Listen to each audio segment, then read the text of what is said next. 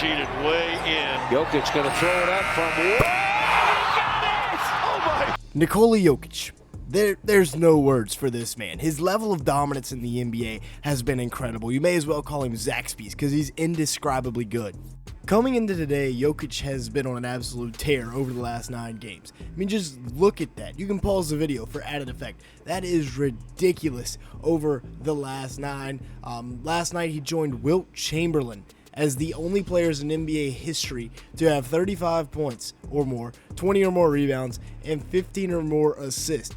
He just, every single night he goes out there, he's dominant. He has also now become the only player since Kareem Abdul-Jabbar to average 53 points, rebounds, and assists in a season, and he's recorded 150 triple-doubles in 713 games, which is 21%, and in those games, the Nuggets are 131-19. And speaking of being hot, the Nuggets have won 12 of their last 15 games coming into today. They're 28-16, which is good enough for 4th in the West, and as of right now, they'd be facing off against the LA Lakers in the first round of the NBA playoffs. And while this is potentially a different matchup this year, over the last couple of years, the Nuggets have definitely gotten the best of this Lakers squad, winning 8 out of 9 games in the playoffs. And we all know what Jamal Murray likes to do against the Lakers. He turns into prime MJ versus the Lakers. And speaking of prime MJ, Jokic is having an MJ-like season.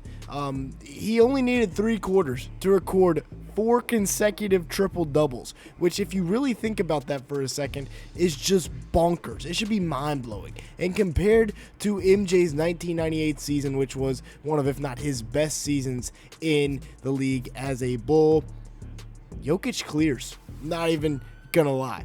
He's averaging 30.5 points per game this year, 13.4 rebounds, 10.1 assists, and 2 steals in, well, a decent amount of minutes, we'll say. He should be the 4-time MVP before long, joining an exclusive list there, and he's shooting 56% from the field and 48% from 3 on 4.4 attempts. He went out this offseason and decided to become a 3-point shooter. He leads the NBA in box plus minus, which essentially is a stat to show how valuable a player is, and he also, like we said, leads the league in 3-point percentage. This man was a 3-time MVP and came back with a certified jumper over the summer. 48% shooting from the field or from 3 on 5 attempts. His previous career high was 39% from downtown, and now he's 48 like overnight. This newfound 3-point percentage has enabled him to bring a completely different dimension to this Nuggets offense, because now he can space the floor as well as everybody else, and it's not just everybody surrounding Nikola Jokic. Now let's take a look at this 37-point, 22-rebound, 15-assist performance that he had the other night. He's an elite post passer. That's where it all starts, with Jokic in the post, on the block, and guys cutting around him. Christian Braun is fantastic at this. He's made a living off of it this year, and this is one of the best duos in the league when it comes to passing and cutting. Once again, here he is against Sabonis in the post. He's going to find Christian Braun for 3 this time. He can find people off the cut, or he can find you for the 3 ball. This is beautiful basketball right here between Michael Porter Jr. and Nikola Jokic. Pick and roll, and then right back to the roll guy.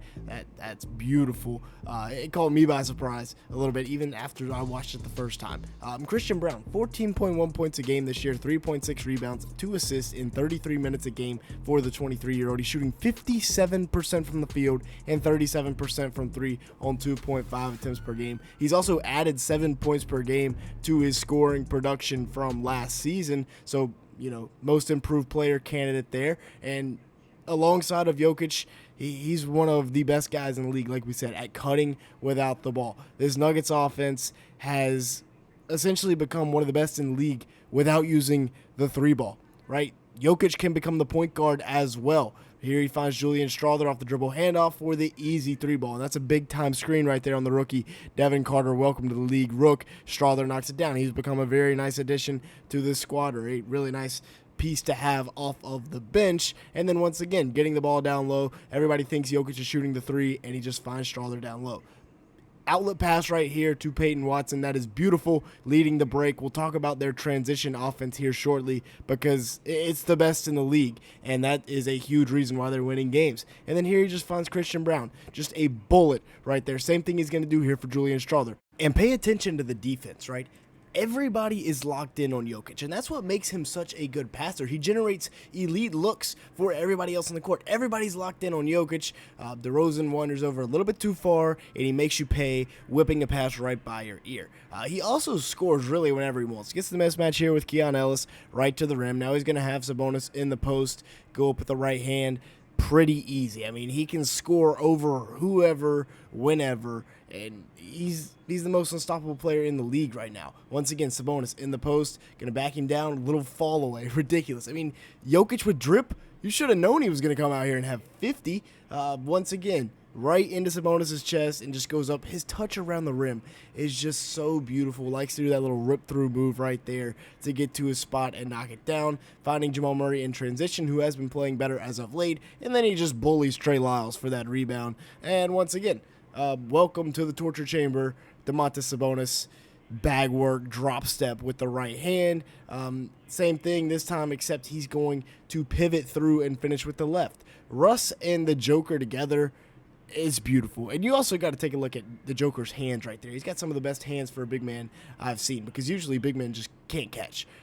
He's also a great outlet passer, and we've talked about this transition offense, finding Peyton Watson right here, but they have this year the #1 offense in transition, partly because of Russ, but also partly because the Joker is a fantastic outlet passer, kind of like Kevin Love back in the day, finding guys running in transition all the time. Westbrook, though, has been a phenomenal addition to this team. 13.1 points a game, 6.5 rebounds, 5 assists, 1.5 steals in 27 minutes a game. Not bad for a guy they brought in on a $3 million contract in the big 2025. 47% shooting from the field, 35% from three, which is probably close to a career high for Westbrook from downtown. And he's been shooting over 40% over his last 10 games. And then once again, another outlet pass here to Aaron Gordon. I will say that did go in, but due to copyright reasons, we had to cut it down. And then now the simple reads, right? Here he's going to find Christian Brown on a backdoor cut for the layup. But watch.